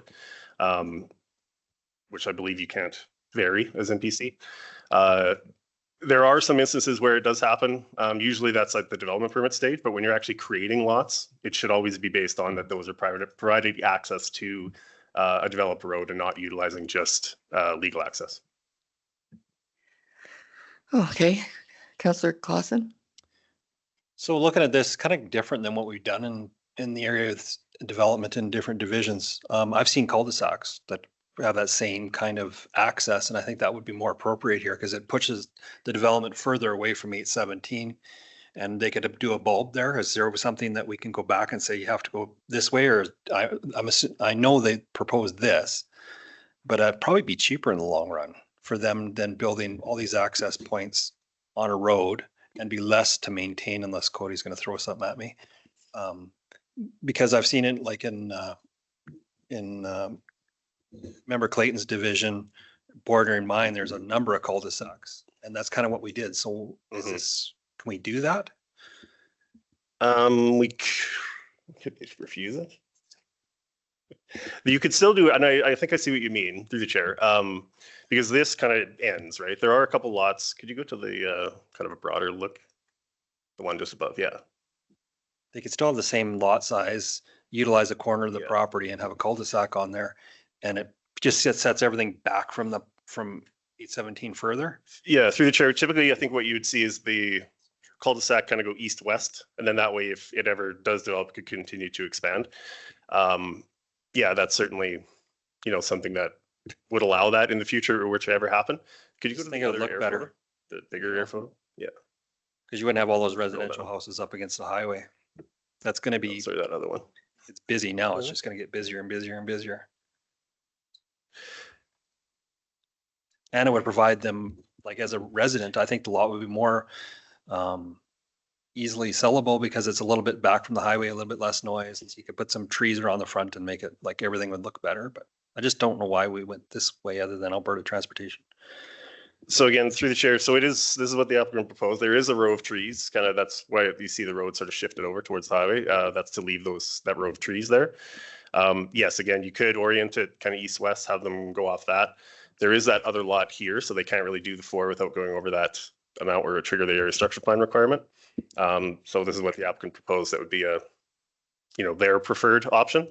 So as MPC, I think you have the option to vary the conditions. You could vary this kind of look however you wanted. They could then appeal that, and then that would go to the appeal board and they could decide. If the applicant was not satisfied with how you changed it. And there's no way that you can mitigate them for the dust. Because that's our road now.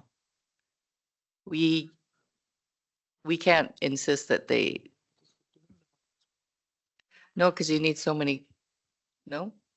Through the DA kind of thing? Yeah. Through the chair, we'll just defer this question to our manager of operations because he can speak to the development agreement and the road requirements. Sure. Through the chair, so the Alberta Transportation doesn't necessarily require or put a requirement for pavement or surfacing or anything like that on a service road unless the traffic volumes warrant it, which is around that 400 car per day threshold, which we also adhere to. So we do have a standard for a paved service road, but again, just the volume of traffic didn't warrant that. They could be a condition to have MRO or chip seal applied by the developer at the time of construction. That's something that definitely MPC could put on there. Calcium itself is difficult because that's to be applied annually. And then you're getting into a situation where you're trying to fight with 3 different landowners on paying that cost and everything going forward year over year over year. So that gets quite tricky. But yeah, chip seal or MRO definitely could be something. Asphalt would be probably fairly onerous, I would say, for this type of development. Yeah. Question, oh, sorry. Go ahead, Member Clayton. Yeah, when I first looked at this application, I did not understand that was a road that we had to put in as a county. So I apologize for not seeing that straight up. I don't think I even agree with us having to do that to allow a subdivision to go through. The cost will be to them, but we have to end up maintaining it. This is on the owners to build that road. If Build it. that's the case, and it should be on their land, and it should not be, it should be their road. I just don't understand why it's our road. But I think what they're saying is that if it's on their land, they don't have to build it to the standards that we require. It would be different standards, like trail standards. Through the chair, yes, we wouldn't be able to control the standard of it, as well as the access for like safety. Anecdotally, there's cases of people where it's somebody else's land, 3 people move in and out, and then they see, oh, that person's trespassing, and then they're blocking the access and things like that. So that's why when we're creating lots, it always has to be to a developed county road. So what about a panhandle? Panhandle road, what's the difference there? That's a accessible road. So a panhandle would be a driveway still, but it would only be to service one lot essentially. So if you were to amend this so it's only one lot, then that could just be one lot that has that access off the existing approach. I believe every lot has to have legal access, right, and physical access. If you put it so they have to build it, then the different lot owners all have to own a piece of it, and that's where the problem is. If you can figure out a way that each of them owns the land in the subdivision, that's different, but this here is shared. And it's a condo agreement or some other stratus or whatever you want to call it. Every parcel, you can't subdivide a parcel that doesn't have its own access, legal access. Councillor Laprise, So Member Laprise? I just, I'm not sure that I'm concerned about dust. That it's going to be like people are not doing 80 kilometers an hour, go for a half a kilometer, I don't think, or we could put like a 60 zone there or whatever, because yeah, they're entering and exiting fairly quickly. They're not going to be creating that much dust, I don't think. But, and if Alberta Transportation approves it, then I'm not as fussed about it as actually. If you went down that road, it is very, very close to the main highway. I'm just really surprised actually that they approved it. Yeah. Just out of curiosity, is there anything we can do about this application that says they have to put their own doggone road in and all we have to do is the access to the highway up to a certain standard? I just don't understand why it throws it back on the county, the full cost of a road of this design. It's costly. You're talking about maintaining it to go forward, because they have to They have to build it, pay for it. They got to build it. They have to build it. and then we have to grade it Maintain and it. plow it.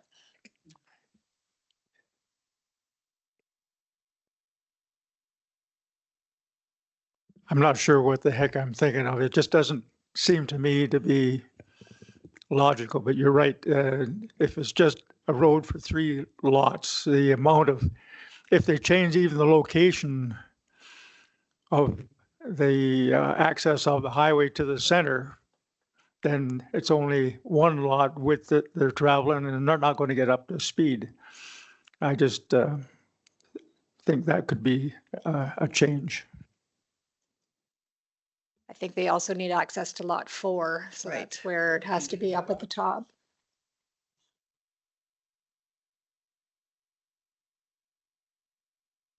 But they still need access, so that's why it's up at the top. Yeah, they need access to the larger lot 4. Otherwise, you'd have to have another turnaround up there. I agree they have access, but you don't have to have the access off the highway at the north end. You could put it down in the middle and reduce the amount of traffic distance for everybody that's actually going to be using the road on a regular basis if you're wanting to worry about dust. That's all I'm saying. It's just. Go ahead, Member Clausen. So the quarter line to the south there, I'm looking at page 134. Is there not some kind of easement there for a road, or no, nothing? We'd have to buy it to do it, or? Because I'm just looking if they put the lots along the east-west on that road, where behind that subdivision, or behind that existing one, and just went to the west, they could, and it would take them all away from the highway. And then to say it solves all that, we could just upgrade a dead-end road there. Be a prairie trail probably now, or a fence line, but I don't know if we have any, yeah. At rate. But that doesn't have, Take all those lots and put them there. but then we don't control that driveway. We can't require it to be to the safety standards. Sorry, I'm just talking here. Like, that's a. Yeah. If all the lots went But- there. But I don't know. I don't know if that's a road access. Have to get an easement out of a few guys that are there.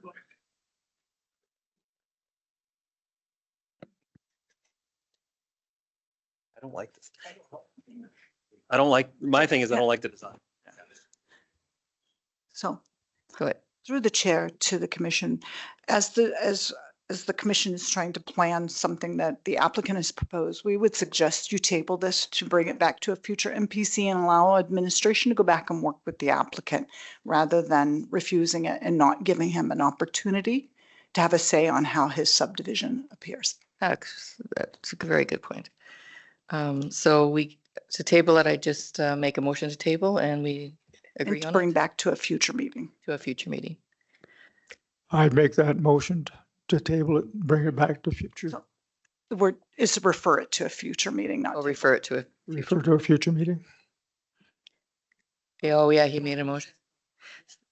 So he would have to rescind his motion? I'll withdraw my original motion. And then I can make the motion to have it tabled?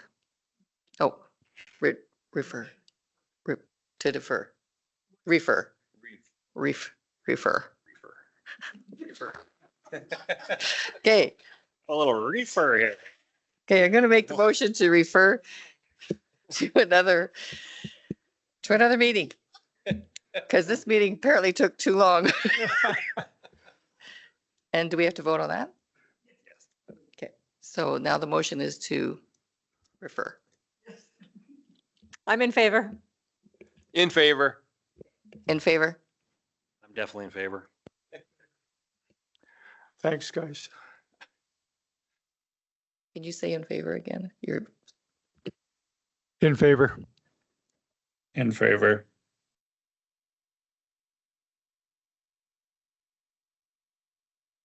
oh, he's not online? Okay, so that is passed. Okay, well, thank you. Yeah. So we have one more. We have subdivision 2026003.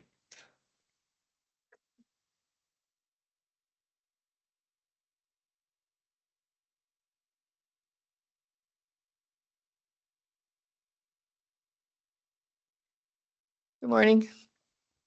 Good morning, MPC. Right. Taylor Felt with the county's Planning and Development Services team here to present subdivision application 2026-003 for your consideration. Referring to page 145 of the agenda package, the subject lands are located in the hamlet of Lyalta, immediately southwest of the intersection of Range Road 264 and Muirfield Boulevard.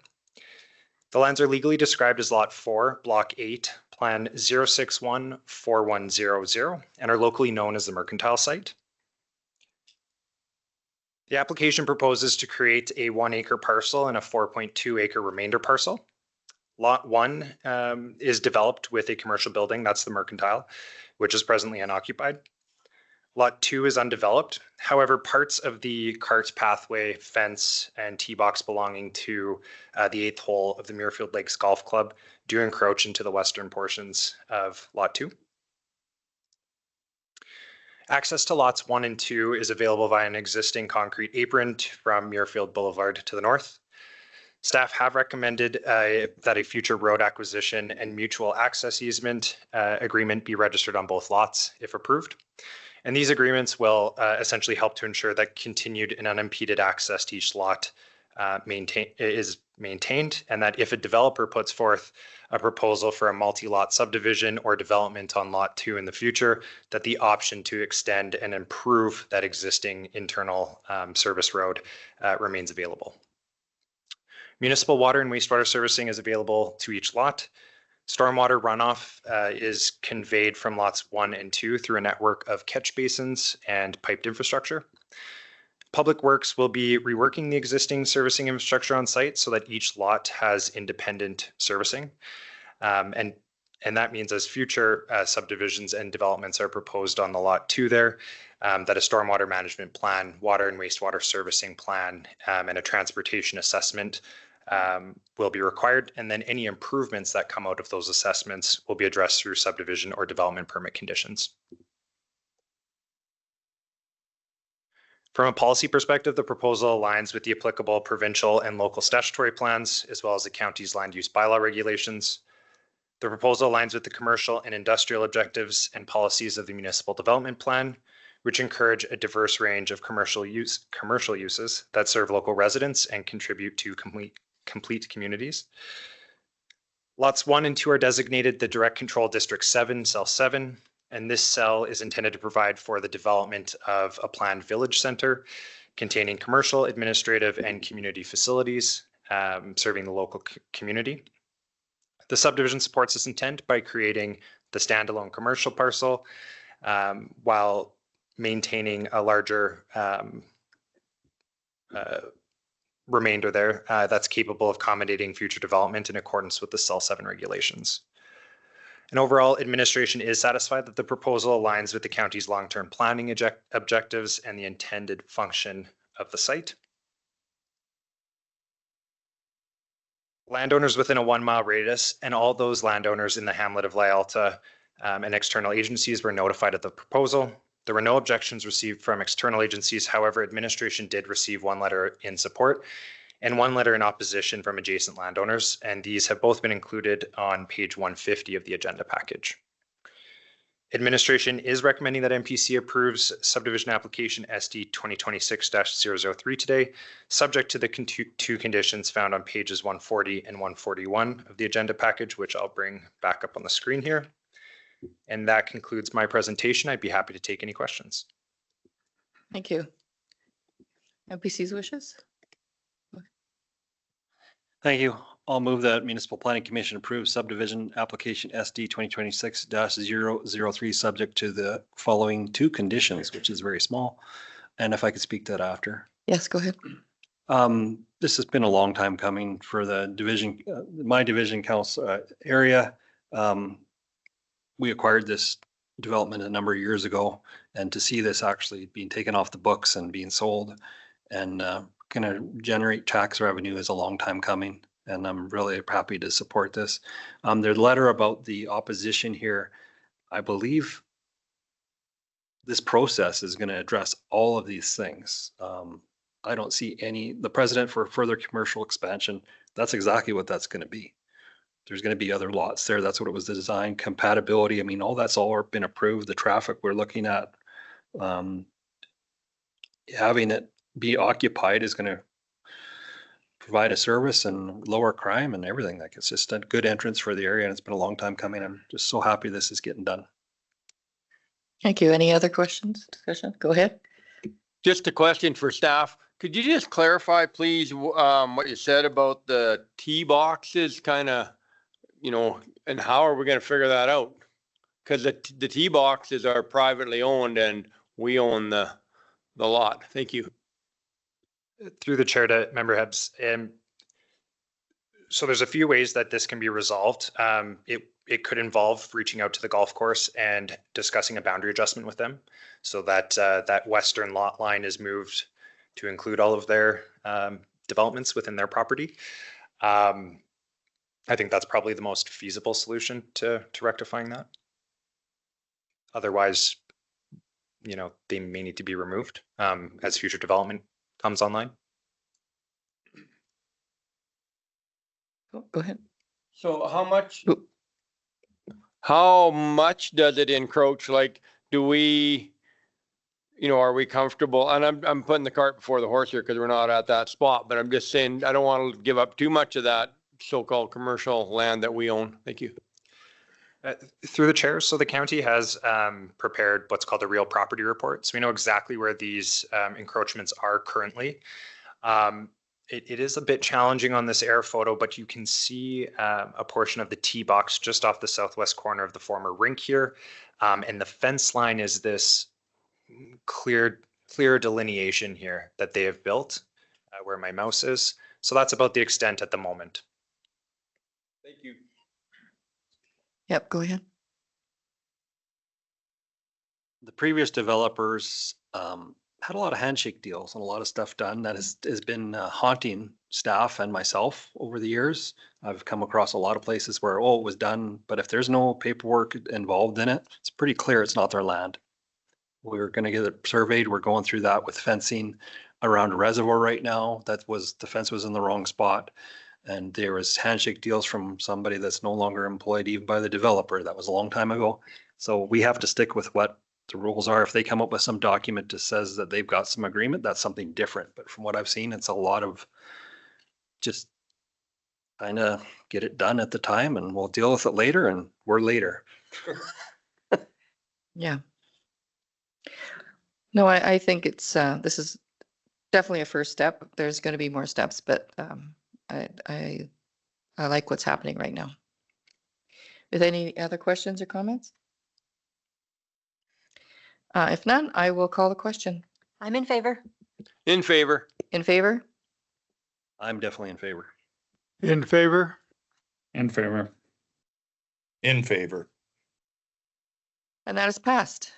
And that concludes our meeting for today, June 9th. Thank you. Bye.